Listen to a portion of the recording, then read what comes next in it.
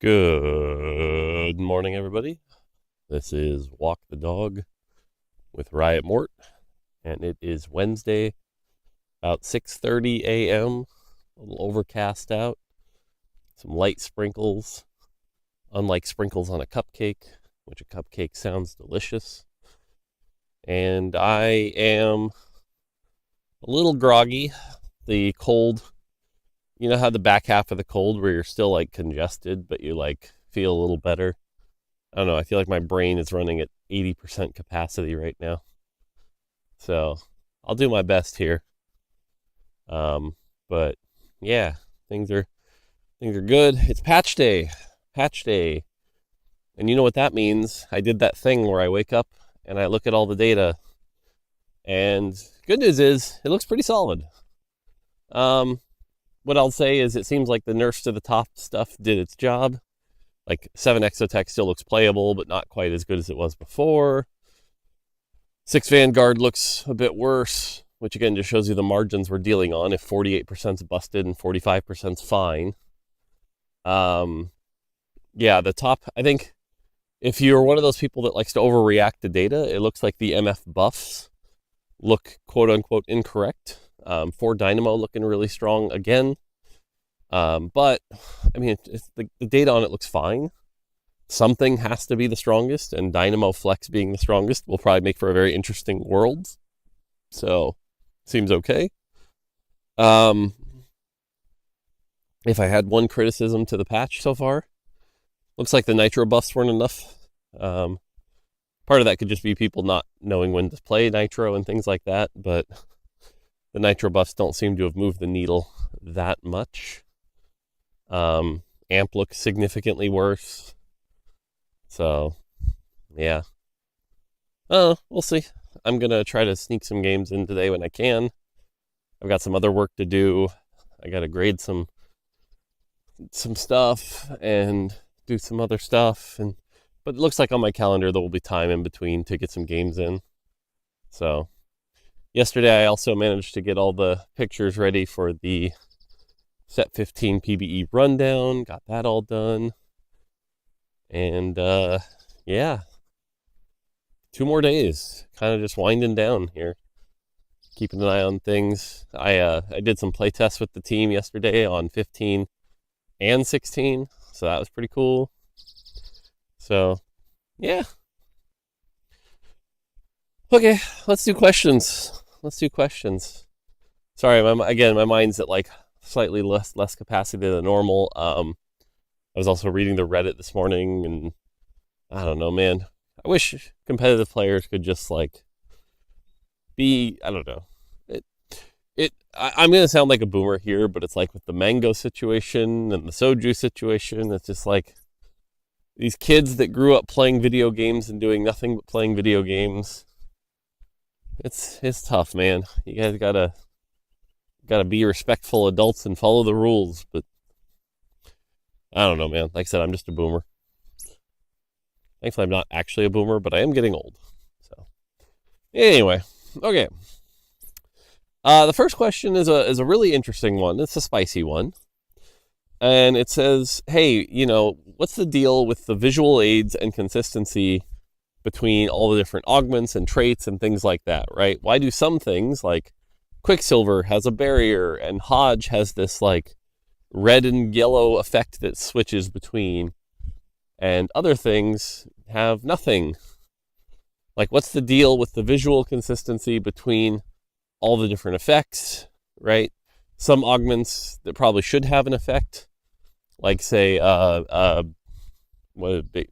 big buddies. Why doesn't it have an effect? Things like that. What's the deal? Who makes them? How does that work? All that jazz. So, realistically, this is one of those things that in a perfect world, if everything was perfect, which it isn't, there would be some overall hierarchy framework that says, if your augment is providing a buff to one unit, it should look like this. If your augment is providing a buff or has a requirement, it looks like this, right? And there'd be like this really consistent, natural visual language between all the different outputs. Kind of like the augments that have gold counters, right? It's like there would be just a nice clean rule that says item effects give this type of visual and things like that. But that's not really how TFT was built. And so that's never happened. And we haven't quite had the rules lawyer designer to really approach that kind of thing and make it consistent. Instead, what ends up happening is some designer is in charge of making an item, and they make what is best for that item because that is the project they're on, or they make that augment and they make what they think is needed for that augment, and they do that in isolation, and they don't take into account the consistency between things, because that requires a pretty deep amount of knowledge and consistency. And so really what I'm saying is we just haven't, we're not there yet. And will we ever be? Maybe. In a perfect world, sure. But yeah, there are a ton of augments where it's like you can kind of see who made the augment and the consistency they thought it through and things like that. So again, higher level here, what you're saying is absolutely correct.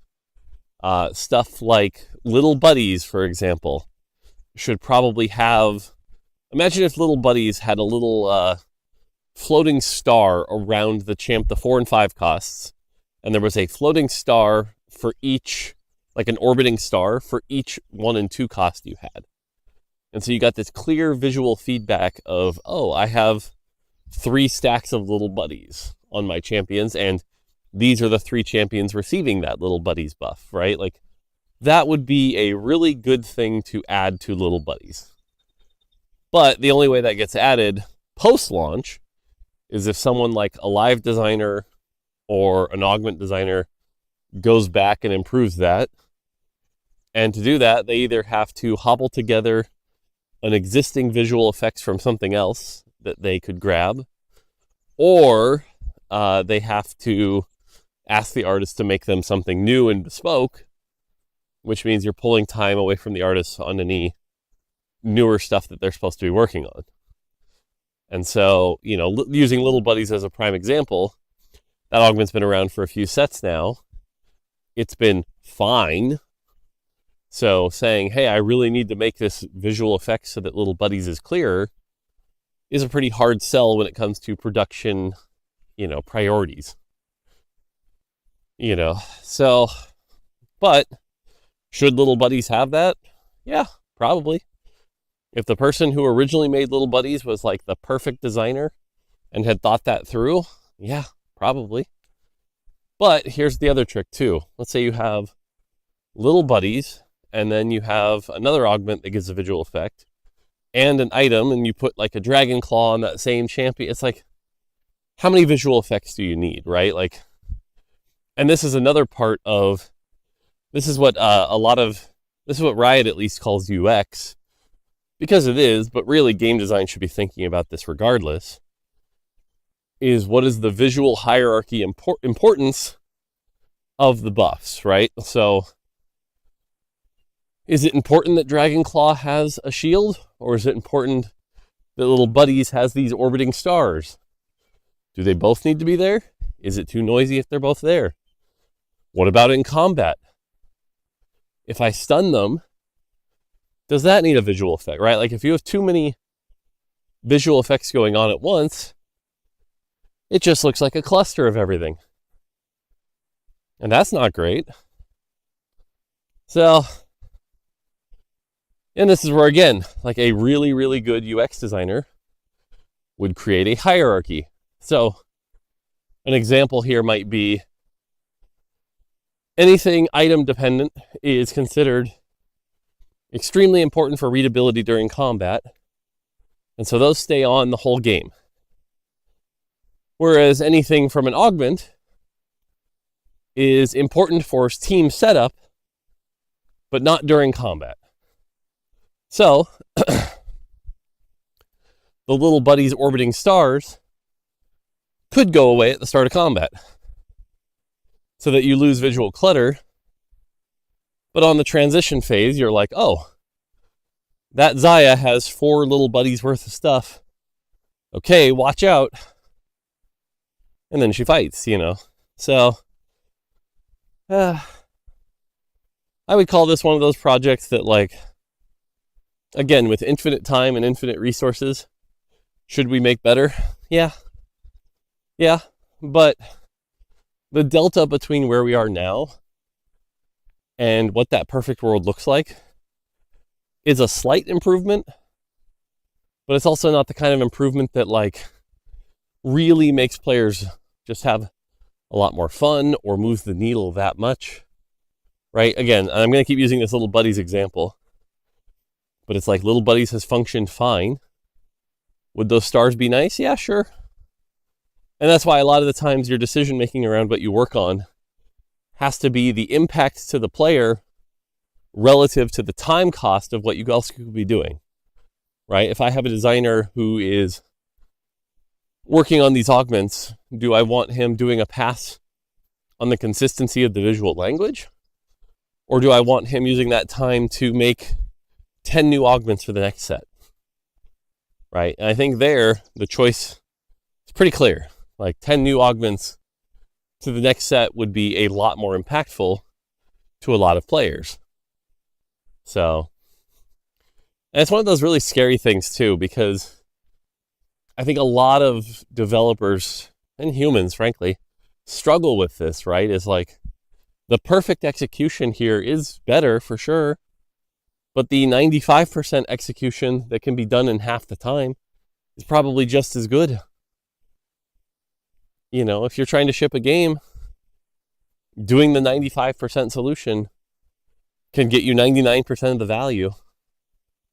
Like, sometimes you got to make that call.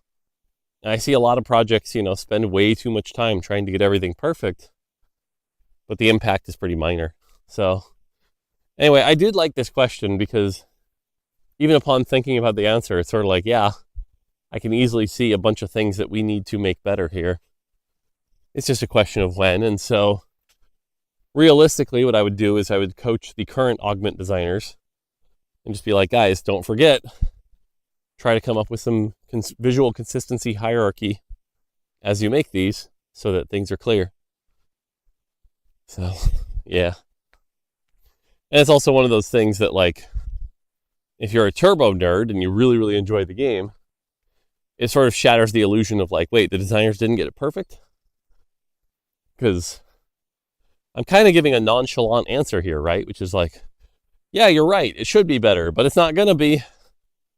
Which is kind of rough if you like break it down like that.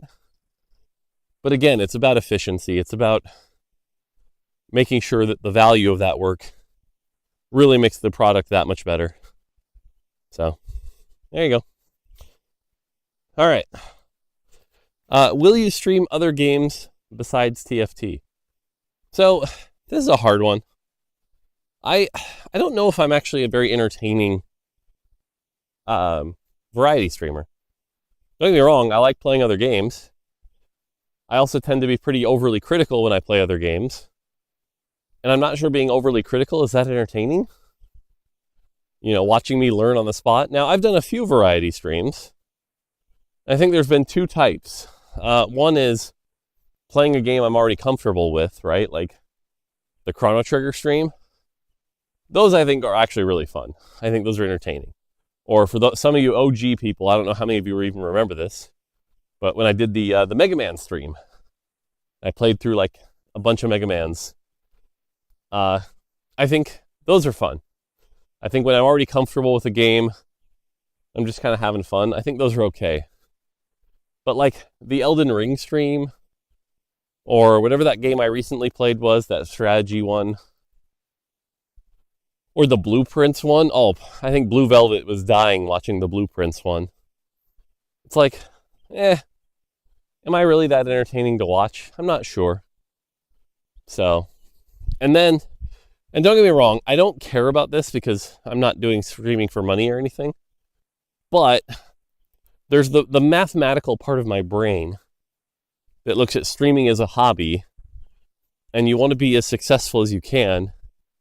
And something that you learn is that, like, multi-streaming or whatever, variety streaming actually can hit your viewership pretty hard. Not a lot of people successfully make the transition to variety streaming. And if you watch some of the big streamers from 5 years ago and look at them now that they're variety streamers, their viewership can be as low as 90% lower, which is interesting. So there's a part of me that's sort of like, well, no, but I've started up the streaming thing and I'm a TFT streamer. Now I do have the alt channel for this, and that's been okay. So I don't know if the other thing, one of the other really annoying things is my current PC setup does not have a great way to stream console games. So right now, at least, I'm limited to PC, and some PC games can't handle my monitor. You know, the super extra wide monitor I have. For example, Expedition 33, I could not get the settings to display on my big monitor, but as a normal ratioed game. It refused to do it. It was like, we're going to make you play on turbo widescreen, which was nauseating. It was actually nauseating. Or you have to switch monitors. My stream setup's not able to do that either. So it was like kind of a pain, because I actually did want to stream Expedition 33. I just couldn't get it set up to do it. Or, like, to be honest, one of the games I'd really love to stream coming up would be Donkey Kong Bonanza. I'm actually really looking forward to that game. But, like I said, I'm just not set up to do it right now. Because currently I have one of those capture cards, but that's how I actually use my camera right now. And I don't have it set up to do the output to the monitor, so I can actually, like, play the game. So I would need to figure that out. Now, hilariously enough, one of the other things I've been told I should stream is actually pack openings. I've got a bunch more Final Fantasy Magic cards coming. Someone was like, you should stream the pack opening. I'm like, well, there's something a little uncomfortable about, look at all these packs I was able to afford to buy because I'm old and have finally saved up some money. But it feels a little, I don't know, weird. So, I don't know. The TLDR here is, will I stream other games? I would say 80% chance of no, but 20% chance of yes, because I'm definitely interested. And if I find there's other games on, Monster Train 2 is another game I need to play at some point. So we'll see. We'll see how it goes. Also, I think part of this will depend on the set 15 meta. If the set 15 meta is really, really good, I'll probably keep playing TFT. If it's really, really bad and I can't do anything to fix it because I'm not on the team, I don't want to sit there and stream and be negative on the game. So I might stream something else, you know, or not stream, because I really, really, really, really need to avoid streaming TFT when I'm not on the team and saying anything bad about the game. Like, that would be like mission fail, Mort's a giant douchebag. So I need to not do that. It's very important to me to not do that. So yeah. There you go. All right. Next one. How do you handle letting go and letting the team handle it? Okay. So I'm going to give kind of an unconventional answer for this one. And if it gets me in trouble, I'm sorry. But again, I always have to tell the truth. I don't like lying. How do you handle letting go? I don't like it. I actually really, really don't like it. I really don't like how business is set up, where once you become good at something, your job is to stop doing that thing and move up the corporate ladder, or let somebody else do it, or, you know, I for better or worse, and maybe it's because my dad's been a mechanic for so long in his own business, and he just fixes cars, and he has for 45 years.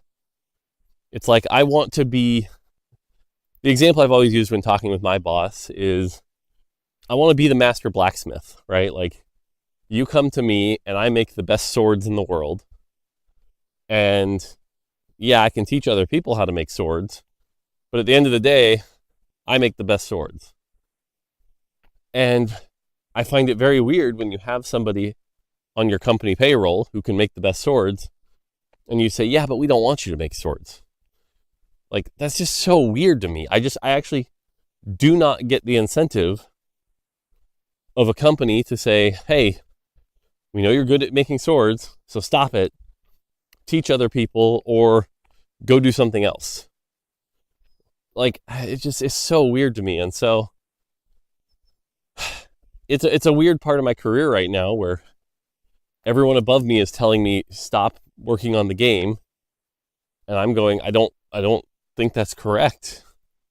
You know, before we hired Peter as game director, they said, Mort, we kind of want you to be game director. Or I should rephrase that. They didn't say we want you to be game director. They said, if you want to be game director, we'd work with you to make that happen. And I said, I don't think that's the right call for TFT. Having me not work on the game will make TFT a worse game. It'll be better for my career, but it'll make TFT a worse game. You should find somebody who's going to be better at that role, which is a lot more like team organization, communicating with CEOs, longer term plans, things like that. And so they hired Peter, who is way better at that role. Peter is better at that game director role than I'd ever be. But it's weird. And so how do we handle letting go? I don't. I'll be honest. There are days where it's like, you know, they're making decisions I wouldn't make, or they're not seeing some of the things I'm seeing, you know. And here's the thing, like, so you go back to the sword analogy, and I'll pick on Kent because I love Kent. You know, if Kent's swords are 98% as good as mine, it's probably fine, you know. It's not a problem, and maybe I should just let Kent make these 98% as good swords. But there's still a part of me that's like, that 2%. You know, it could be even better, or we could build the swords faster, or whatever. So, I don't know. Now, that being said, some days you just have to, right? Like, in this particular case, because I've been asked to go solve these other problems, it's not like I have a choice, you know? But it's weird. I don't know. And I've had many people tell me I'm wrong. That's just how it is. That's just how business works. Or, Mort, you're being selfish because you're just making games. Do you want to just sit there and balance TFT for the rest of your life? And it's like, well, no. I want to make swords. I'm really going with this analogy, by the way. But, yeah, it is what it is. So, I don't know. I handle it by just moving forward and going, well, at the end of the day, this is what I've been asked to do. Sir, yes, sir. I do what I do. But I don't know. It's definitely weird to me. So we'll see how it all plays out, though. We'll see. There's something, I don't know. There's something about, I take pride in the fact that I make good swords. And I want to keep making swords. I take pride in my work. So, all right. Are you excited for Riftbound? So, yes and no. And this is nothing against Riftbound. This is more my own personal issues. So I am excited for Riftbound in the sense that, like, hey, getting in on the ground CCG sounds fun. Collecting the cards for champions that I have pretty high affinity for seems pretty cool. The game I played there seems pretty fun. Maybe a little rules heavy, but like overall, pretty fun. We played a 4-player game at Macau, and it was like, yep, this could work. And obviously it was like our first game, so we need to learn more. So in that regard, yes. Collecting stuff seems fun, you know. We'll see how many variations and stuff, but I like buying cards and putting them in sleeves and organizing them. So that's all very entertaining and relaxing. The reason I would say no, and again, this is nothing against Riftbound, is just that I don't have a lot of people to play with. Between work and family, there isn't a lot of other time. Like I said, I've been collecting Magic for a few months now since I got back into it. I just haven't really had time to play that many games. I think I've really only played Magic 2 or 3 times since I got back into it. So while I'm excited, it's like, what are the odds I'm actually going to have 4 people who all play Riftbound to get together and play Riftbound? Pretty unlikely. So for me personally, it's like, if it happens, cool. Or I'm sure I'll play with some riders when I'm there at some point. But like, that's not jumping off the page to me. Now, if I were somebody who was 18 and had a group of friends in college who were all CCG players, I'd be a lot more excited. Right? And again, that's what I'm saying. This has nothing to do, this is no shade to Riftbound. This is just in my personal world right now. I don't know that any CCG would like super duper excite me. So that's, as far as the game itself goes, or the cards though, those look great. I got no qualms with that. So, gotta get me, I don't even know if this is a real card, by the way, so this isn't some weird spoiler or anything like that. I'm just saying I like Teemo, and so if there's a Teemo deck where I can make Teemos and make shrooms and stuff like that, hell yeah, I'm doing that. That sounds fun. And again, that's not a real spoiler. That's just me saying I like League of Legends. So nobody misinterpret this as some... I don't have insider knowledge on Riftbound. That team works completely separate. It's always funny. Ever since the Yone incident, I have to be really careful with that. For those who don't know, the Yone incident was somebody was asking me in an interview when we were going to delete Yasuo before Yone came out, and I made a snide joke with no understanding whatsoever. I just was like, oh, not only are we not deleting Yasuo, but we're going to make a second Yasuo. And then the Champions team came at me and were like, what the hell are you doing? And I was like, what? What are you talking about? And they're like, we're making Yone. It's like, oh, oops. So I like accidentally leaked something without even knowing that I was leaking something. And thankfully it was a small interview and no one cared anyway, but yeah. So ever since then I have to be really careful where it's like I just make silly jokes and then, but wait, that silly joke is like half true and you didn't even know it was half true. So like what I don't need is if Teemo is some real card that the Riftbound team is like, what are you doing? Teemo was part of set 7. Guys, I don't know anything. Oh, it's too funny. Okay, I got one more question written down here. Bad scaling champions, is this intended? So the answer is no, but it's less about the champions. And I would ask the person who asked this question. So the person was asking like, hey, there are certain champions in the game that are really, really good in the early game, but come late game, they're terrible. Right? And the examples they used were like Alistar, Graves, things like that. I think Alistar and Graves are 2 really good examples from this set. So, is it intentional that they're like bad scalers? Not really. When we're making champions, no one's like, hey, we want to make a champion that's only good in the early game. No, that's not a thing. But there are certain properties and certain things that are true about TFT right now that make these things true. For example, I'll give you a really good example here. Flat health. If I made a 2-piece trait, and that 2-piece trait said your team gains 300 health, when is that trait really good? Stage 2. Stage 2 and 3, right?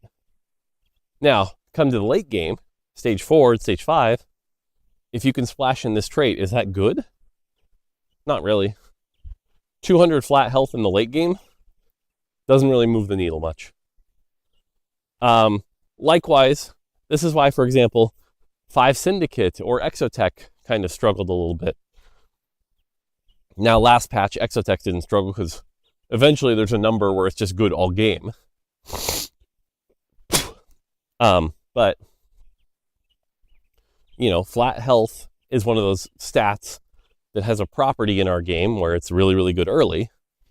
Because taking your 1-star unit from 600 health to 800 health, that's a big increase. Taking your 2-star Warmog's 4,000 health unit to 4,200 health, not really that good. So Alistar, flat damage reduction. Turns out flat damage reduction, when you've got a bunch of really slow attack speed 1-star units hitting you for 50, and you're reducing 30 of it, pretty good. Now, when those same champions have 3 items on them, and their autos are hitting you for 400, and you're reducing it to 380, not that good. So there are just certain properties that if we choose to design around, this will just be a natural truth. Another example of this is melee champions. Melee champions inherently are at risk. Okay, that is a big truck. I'm going to get out of the road here. I don't want to get run over by the giant truck.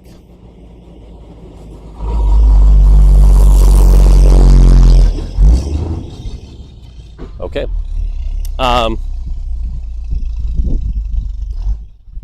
Melee champions are always at risk, right? When, they can get targeted and die pretty quick. When there's only 4 or 5 champions on the board, it's really hard to kill a 2-item Graves. But when you're level 8 and have 4 marksmen, you can burst down a melee champion pretty quick. Assuming they're balanced, like melee champions inherently are just really, really good early. And, here's a spoiler for those of you that are watching this. Next set, it's going to be even more like melee champions will always be better early because people's inability to burst them down when they don't really have early game boards. But late game, due to the way targeting works, that's just a property of melee champions in TFT. So, and without making some sort of abstract rule where you're like, melee champions scale defenses as the game goes on, which is weird. But all you have to do is look at summon traits for this to notice this is true. So, yeah, it's definitely not intentional, but it's just a natural property of what TFT is and how we understand how TFT fights go down. So, yeah. All right, we're at 32 minutes. I could probably talk more about that topic, but I got to wrap this up quick. One other interesting thing today is finally the vet appointment for Sephiroth, who's been in our garage for a couple weeks now. Poor little kitty's so lonely. He loves his food. Holy cow. So hopefully the vet appointment goes well. It's in a couple hours. My wife's taking him in. And if it does, I can get him cleaned up. And then hopefully maybe actually bring him in the house, meet the other cats, make some progress. That'll be good. And yeah, all right, I'm going to go prep, get some work done, play some games on this patch. Hopefully don't crash out all my LP. And yeah. All right, I will see you guys in 2 days for stream on Friday. Hopefully you guys enjoy. Have a good rest of your week. Until next time, take it easy.